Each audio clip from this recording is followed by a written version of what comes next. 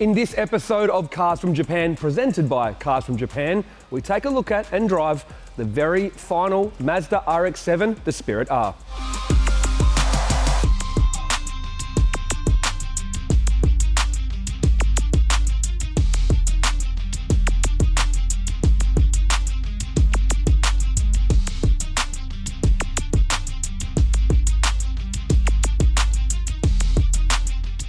Behind me is the Spirit R, one of 1,500 examples, and it is the last hurrah, the final build of the legendary Mazda FD RX-7. This car is an icon of the JDM scene and very sought after. So obviously, if you want to get the best one, usually you go for the final one. So let's take a look at what makes it just that little bit more unique and special.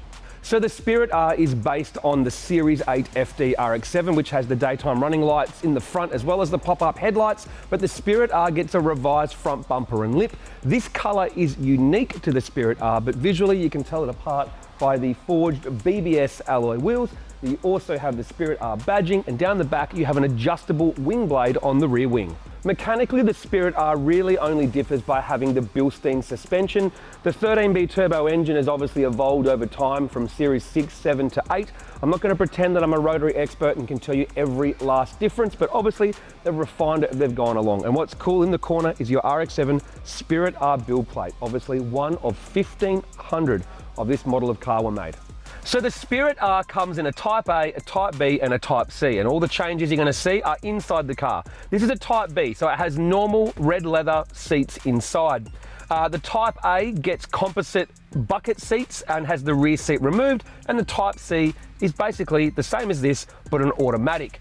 Now, everyone always says the RX-7 has a very driver-focused interior, and this is true. All the instruments, the layout, everything, very much a driver's car, but I will say this, the further you get over 6 foot, I guess the less of a driver's car it probably becomes. I'm 6'2", I'm not too bad, but I do wish the steering wheel would just come up and out just that little bit. But you know what? You can still get pretty comfy in this thing, but most importantly, what's it like to drive? Let's find out. The FD RX-7 has to be one of the best chassis money can buy. It's always been revered as a driver's car, and there is good reason for it. The chassis is exceptional, and you know what? It has the race results to back that up as well. Everything from Bathurst endurance races to time attack, sports sedans, and anything in between, the FD RX-7 is a proven car. There's nowhere in Sydney that I can take this car where I could drive it anywhere near its full potential and really do the car justice. So what I will do is cut to some footage of an FD RX-7 that still uses factory suspension arms but rose jointed with aftermarket coilovers and brakes, and obviously runs on slicks.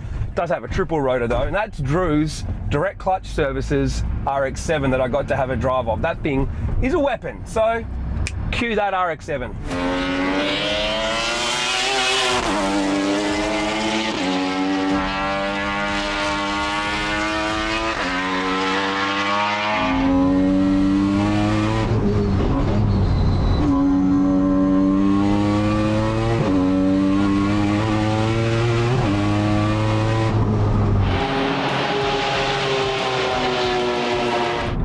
So there is no argument that the FD RX-7 is an exceptional chassis and a brilliant driver's car. The results that it has in everything from endurance racing at Bathurst through to time attack, sports sedans, and anything in between, it is a very capable car in every type of motorsport discipline that people try to use it for. So there's no argument there.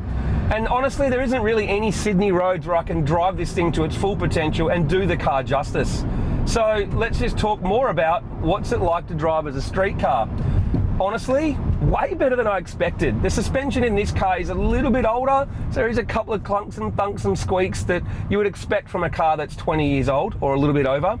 But overall, like, visibility is actually fantastic in the RX-7, out the front and out the back. The seats are more comfortable than they look. They hold you in better than I thought. Overall, the cockpit itself, very driver focused. It all looks at the driver, makes you feel like the center of attention of the car, and you can definitely live with it. Yeah, a little bit low, a little bit stiff, all the usual sports car thing, but like, don't compare it to your family sedan for practicality and drivability. Compare it to other two-door sports cars.